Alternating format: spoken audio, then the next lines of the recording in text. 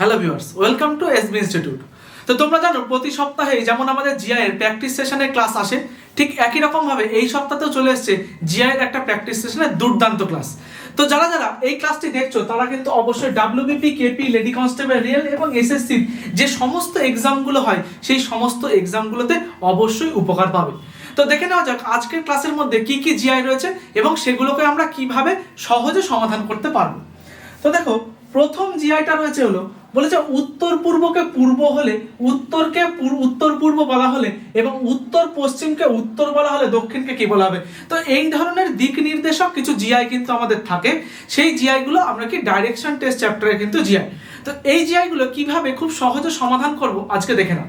দেখো, আমরা জানি এটা হলো কি উত্তর, এটা দক্ষিণ, এটা হলো পূর্ব আর এটা হলো কি পশ্চিম। ঠিক আছে, এখানে কি বলেছে উত্তর পূর্বকে পূর্ব বলা হয়। আচ্ছা, উত্তর পূর্ব মানে তো এই দিকটা, তাই না? উত্তর পূর্ব মানে এই সাইডটা, তাহলে উত্তর পূর্বকে কি বলা হচ্ছে? পূর্ব বলা হচ্ছে। তার মানে দেখো, ঠিক আমার এই জায়গা থেকে 45 ডিগ্রি আমার কি হয়েছে, ক্লকওয়াইজ ঘুরে গেছে, মানে ঘড়ির কাঁটার দিকে 45 ডিগ্রি ঘুরেছে।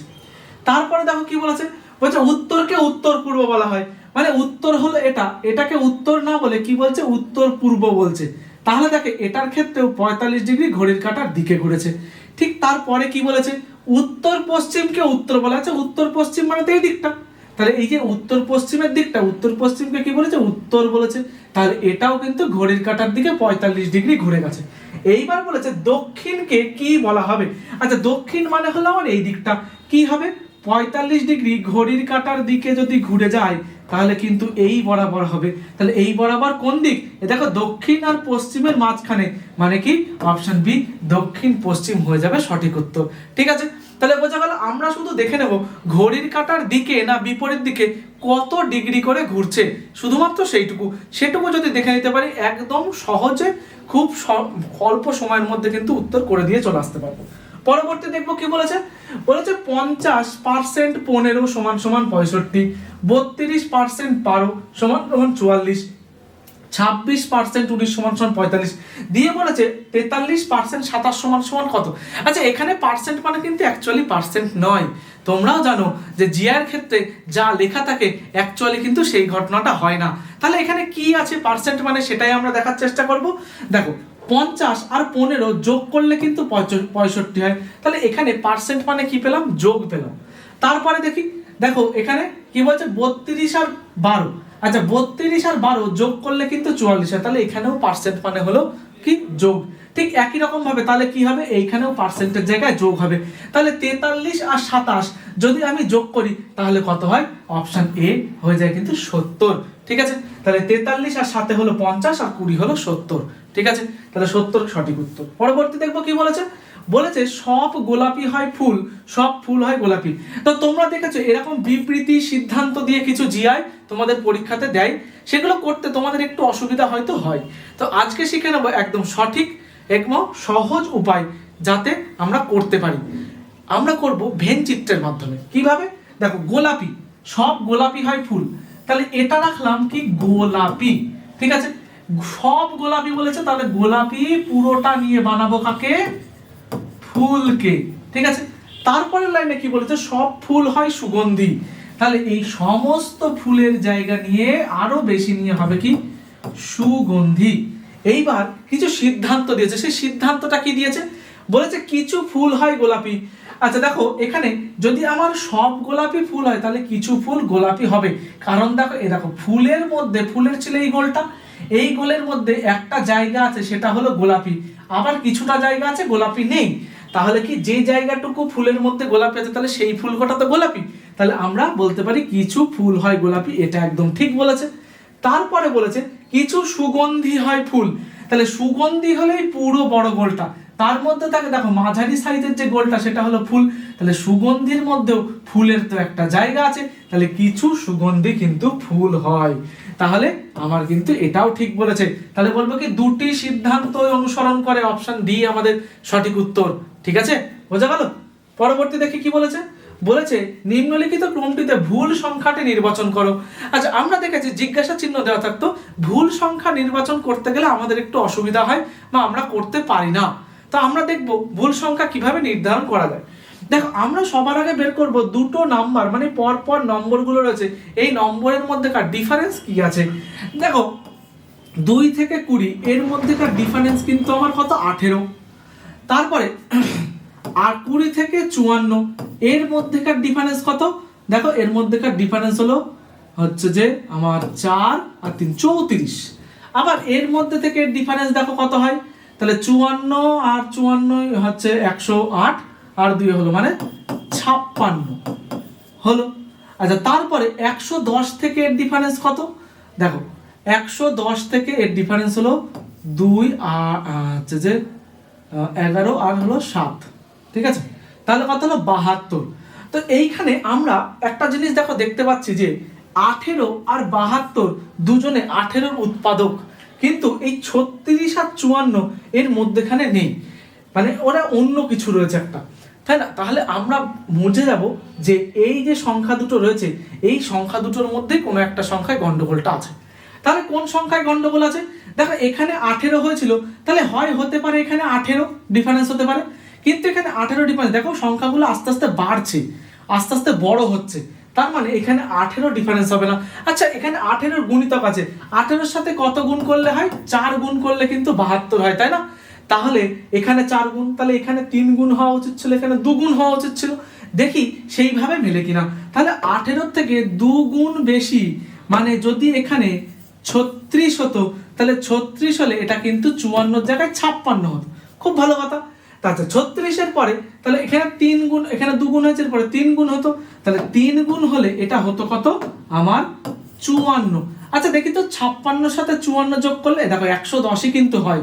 তাহলে আমি দেখতে পেলাম, দেখো এইবার পরপর যেটা সাজিয়েছে 18 কে 18, 18 দুগুণে 36, 3 18 54, 4 18 72, তার মানে এটা একটা সিরিজে এসছে আমার। তাহলে আমার কিন্তু এই 54-র জায়গায় যদি 56 হয় তাহলেই সিরিজে চলে আসছে। তাহলে আমার কিন্তু সংখ্যা ভুল আছে কোনটা, এই 54টা, 54-র জায়গায় হবে কি 56। তাহলে অপশন বি আমাদের সঠিক উত্তর হয়ে গেল, ঠিক আছে, বোঝা গেল।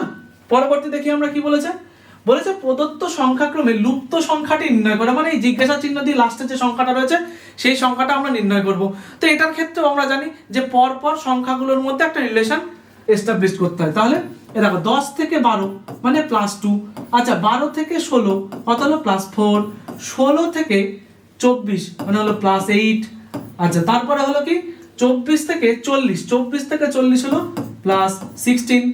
তাহলে এইবার কত হবে, দেখো এইবার এই যে যোগগুলো হচ্ছে না, এই যোগগুলোর একটা খুব সুন্দর সিরিয়াল আছে, কিরকম 2 2 দুগুণে 4, 4 দুগুণে 8, 8 দুগুণে 16, তাহলে 16 দুগুণে এখানে কত হবে 32 যোগ হবে। তাহলে 40-এর সঙ্গে যদি 32 যোগ হয় তাহলে কত হয়, হয় কিন্তু 72। তাহলে অপশন এ 72 হয়ে যাবে কিন্তু আমাদের একদম সঠিক উত্তর, ঠিক আছে। আচ্ছা সব সময় যে এরকম যোগ যোগ করেই হবে এরকম কোনো ব্যাপার নেই, বিয়োগ করে হতে পারে, গুণ করে হতে পারে, ভাগ করে হতে পারে, ভগ্নাংশ করে হতে পারে, অনেক কিছু রকম করেই কিন্তু হতে পারে, সেটা তোমাকে খুঁজে বের করতে হবে কিভাবে হবে। পরবর্তী দেখবো আমরা কি বলেছে। আচ্ছা আমাদের WBP, KP, লেডি কনস্টেবল এবং প্রাইমারি আপার প্রাইমারি টেটের ব্যাচ অলরেডি চলছে, শুরু হয়েছে জুন মাসের 2য় সপ্তাহ থেকে, খুব শীঘ্রই আমাদের অ্যাডমিশন বন্ধ হয়ে যাবে। তো যারা যারা চাইছো যে এই পুলিশে মানে WBP, KP, লেডি কনস্টেবল বা প্রাইমারি আপার প্রাইমারি টেটে নিজের একটা জায়গা করে নিতে, অবশ্যই এই নম্বরে আমাদের, এটা হলো অফিসিয়াল নম্বর SB ইনস্টিটিউটের, এই নম্বরে ফোন করে যাবতীয় তথ্য নিয়ে যাবে। বিশেষ করে মনে রাখবে এটা কিন্তু একটা আমাদের অফলাইন ব্যাচ, এটা অনলাইন ব্যাচ নয়, ঠিক আছে। তো যারা যারা ভর্তি হতে চাইছো এবং সফল হতে চাইছো তারা অবশ্যই এই নম্বরে যোগাযোগ করে যাবতীয় তথ্য নিয়ে ভর্তি হয়ে যাবে। পরবর্তী দেখে কি বলেছে, বলেছে LXF থেকে এটা, আচ্ছা দিয়ে জিজ্ঞাসা চিহ্ন দিয়েছে লাস্টে, দিয়ে বলেছে জিজ্ঞাসা চিহ্নের জায়গায় কি হবে কোশ্চেন মার্কে, ঠিক আছে। দেখো L থেকে M, দেখো +1, তাই না। X থেকে T, X থেকে T কিভাবে হয়েছে, দেখো T UVWX, তাহলে দেখো আমাদের কি হচ্ছে পেছনের দিকে গেছে, কত ঘর 4 ঘর, মানে -4 হয়েছে। আচ্ছা F থেকে J কিভাবে হয়েছে, F থেকে J দেখো FGHIJ, তাহলে কি হয়েছে +4, তাহলে প্রথমটা হলো +1, দ্বিতীয়টা -4, তারপরটা +4, দেখি পরপর একই রকম সিরিজে যাচ্ছে কি যাচ্ছে না। দেখো M থেকে N তাহলে +1 এটা ঠিক আছে, দেখো N থেকে O এটা ঠিক আছে, তাহলে ও থেকে তারপরে নিশ্চয়ই +1 হবে, কত হবে পি হবে, ঠিক আছে। তারপরেরটা কি বলেছিল -4, দেখি তো এই দেখো P Q R S T, তাহলে এটা আছে -4। আচ্ছা পি থেকে এল, এল দেখি L M N O P, তাহলে এটাও আছে -4। তাহলে এর মধ্যে থেকে দেখো যদি এইচ নিই আমরা, এইচ আই জে কে এল, তাহলে এইচ নিলে কিন্তু এই এল এর -4 করলে হয় কিন্তু এইচ, ঠিক আছে।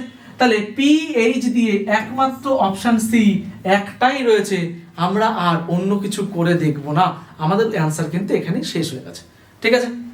পরবর্তী দেখবো কি বলেছে, বলেছে যদি আর্থকোয়েককে এই ভাষায় সংকেতে লেখা, এই সংকেত তাই দিয়ে বলেছে এইটা তাহলে কি সংকেত হবে এর, সেইটা আমাকে বের করতে বলেছে।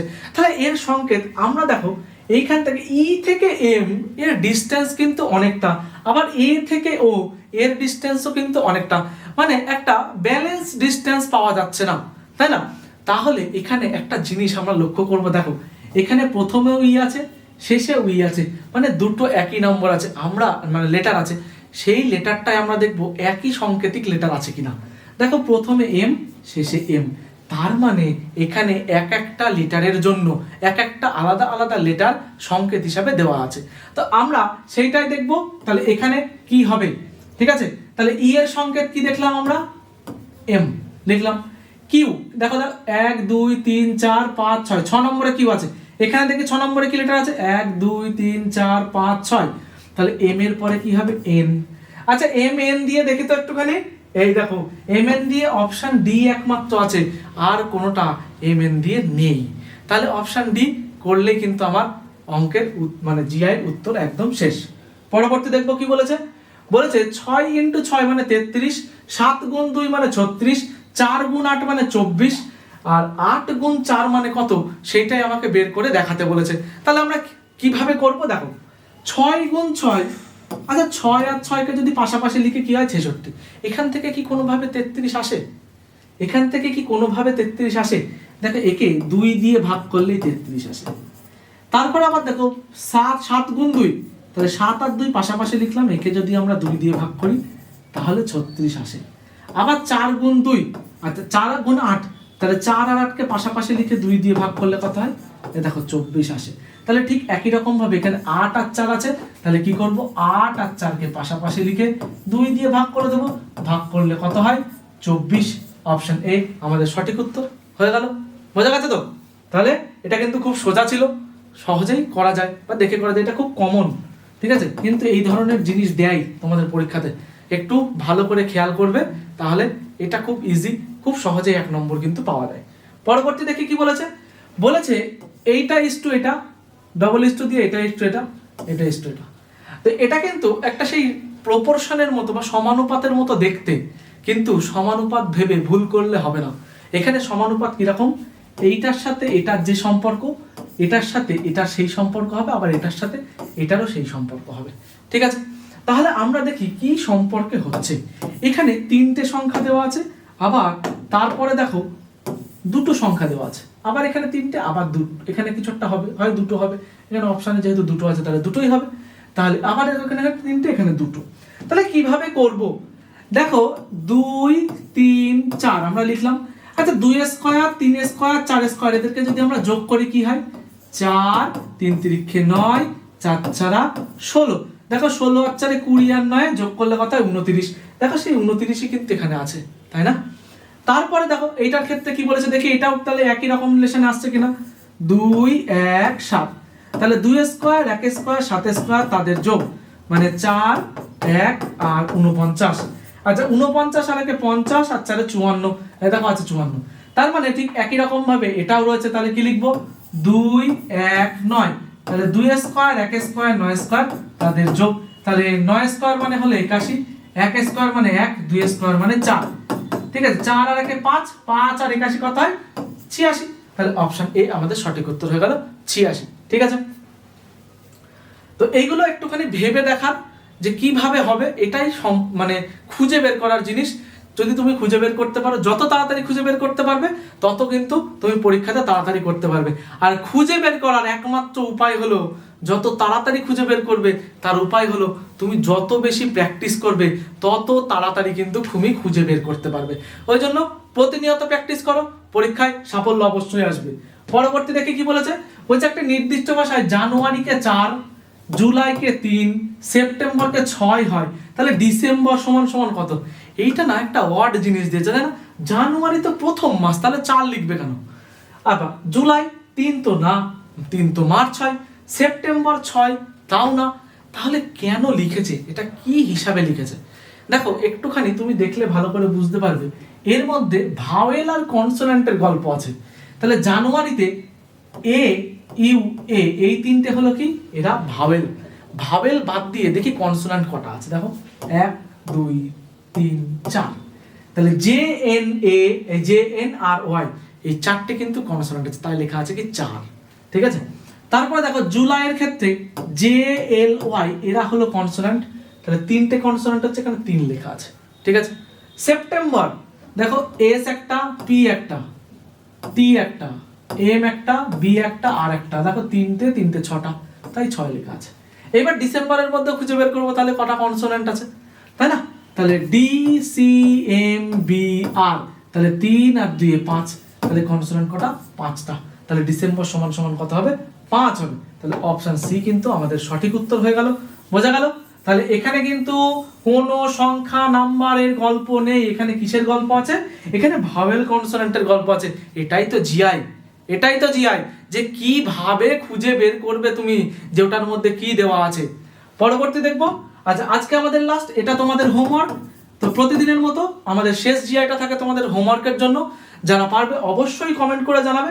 দেখো এখানে লেমনকে এটা লেখা আছে, তাহলে ক্লাস্টারকে কি লেখা হবে? 4টে অপশন দেওয়া আছে, অবশ্যই তোমরা সমাধান করে কিন্তু কমেন্টে জানাবে। তো ভিডিওটা যদি ভালো লেগে থাকে অবশ্যই একটা লাইক করে দিও এবং তোমার বন্ধুদের সাথে শেয়ার করে দিও, চ্যানেলটাকে সাবস্ক্রাইব করে রাখো আরো এইরকম নিত্য নতুন কন্টেন্ট পাওয়ার জন্য। তো দেখা হচ্ছে আবার পরবর্তী ক্লাসে। আজকের মতো এখানেই, সুস্থ থেকো, ভালো থেকো।